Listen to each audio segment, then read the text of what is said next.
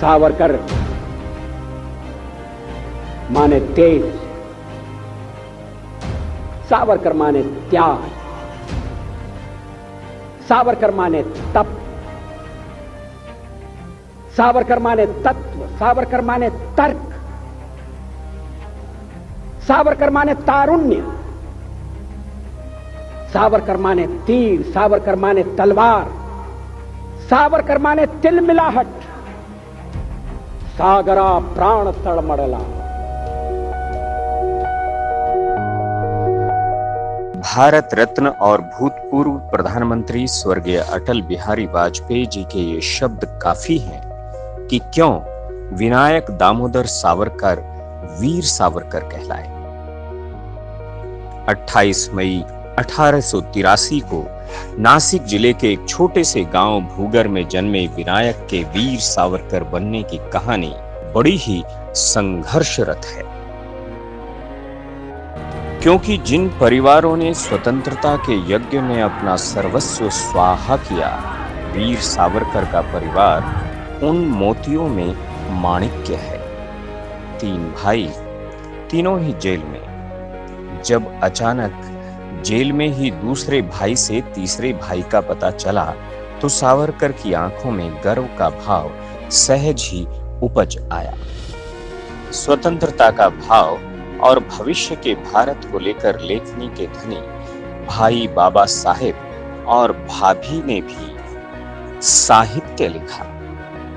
अभिनव भारत की अगुवाई करने वाले वीर सावरकर की जिंदगी से जुड़े कुछ किस्से बड़े ही रोचक और प्रेरणादायी हैं। इतिहास में दर्ज तारीखें गवाह हैं कि वो पहले ऐसे भारतीय विद्यार्थी थे जिन्होंने इंग्लैंड के राजा के प्रति वफादारी की शपथ लेने से मना कर दिया।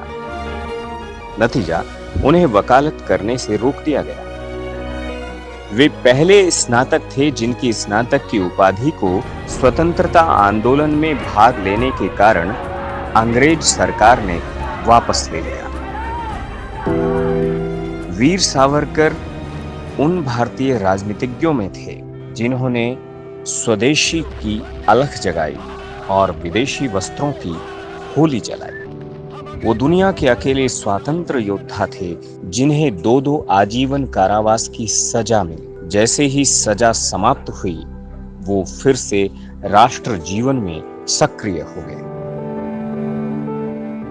वो विश्व के पहले ऐसे लेखक थे जिनकी कृति 1857 का स्वातंत्र समर को 2-2 देशों ने प्रकाशन के पहले ही प्रतिबंधित कर दिया। सावरकर पर आरोप था कि उन्होंने लंदन से अपने भाई को एक पिस्टल भेजी थी जिसका इस्तेमाल 1910 में जैक्सन हत्याकांड में हुआ था, और इस आरोप में उनके भाई को भी गिरफ्तार किया गया था। आजादी के इस दीवाने की कहानी यहीं नहीं रुकती। उनके ऊपर में लंदन में ही केस चला। उन्हें भारत प्रत्यर्पित करने का फैसला हुआ। एसएस मौर्य नाम के पानी के जहाज से उन्हें भारत लाया जा रहा था, परंतु जब वो जहाज फ्रांस के मार्से बंदरगाह पर एंकर हुआ तो वीर सावरकर जहाज में बने शौचालय के पोर्ट होल से बीच समुद्र में कूद गए और 2 फरलांग अथाह समुद्र में तैरते हुए फ्रांस के बंदरगाह पर जा पहुंचे। किंतु अंग्रेज अधिकारियों ने फ्रांसीसियों को रिश्वत देकर उन्हें फिर से अपने कब्जे में ले लिया। इस पूरे मसले को मैडम कामा और बाकी साथियों ने अंतर्राष्ट्रीय न्यायालय हेग में ले जाने का प्रयास भी किया। भारत में उन पर हिंसा और राजद्रोह का मुकदमा चलाया गया और उन्हें 2 आरोपों में अलग अलग 2 जन्मों के कारावास की सजा सुनाई गई। साथ ही उनकी संपूर्ण संपत्ति ब्रिटिश शासन ने जब्त कर ली। वही सेल्युलर जेल आज भारतीयों के लिए स्वतंत्रता सेनानियों के बलिदान का प्रतीक बन चुकी है।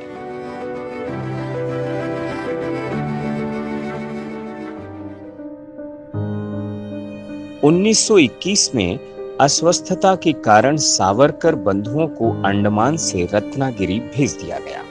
1924 में उन्हें कारागार से मुक्त किया गया, परंतु उन पर पाबंदी लगाई गई कि वो रत्नागिरी जिले से बाहर नहीं जाएंगे और किसी भी कार्यक्रम में हिस्सा नहीं लेंगे। मगर 1937 में सावरकर पर लगाए गए दोनों बंधन समाप्त कर दिए गए और तब वे हिंदू महासभा के अध्यक्ष निर्वाचित हुए। उनकी पुस्तकें भारतीय इतिहास के 6 स्वर्णिम पृष्ठ, हिंदुत्व का पंचप्राण, प्रसिद्ध और प्रेरणादायी ग्रंथ हैं। 26 फरवरी 1966 में भारत माता के इस सपूत ने 83 वर्ष की अवस्था में देह त्याग कर स्वर्ग की ओर प्रयाण किया।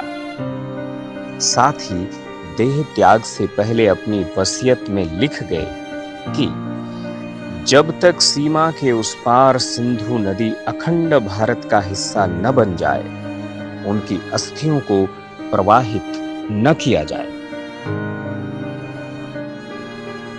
मुंबई के सावरकर मेमोरियल में वीर सावरकर की वो अस्थियां वर्तमान पीढ़ी के लिए प्रेरणा भी हैं, चुनौती भी।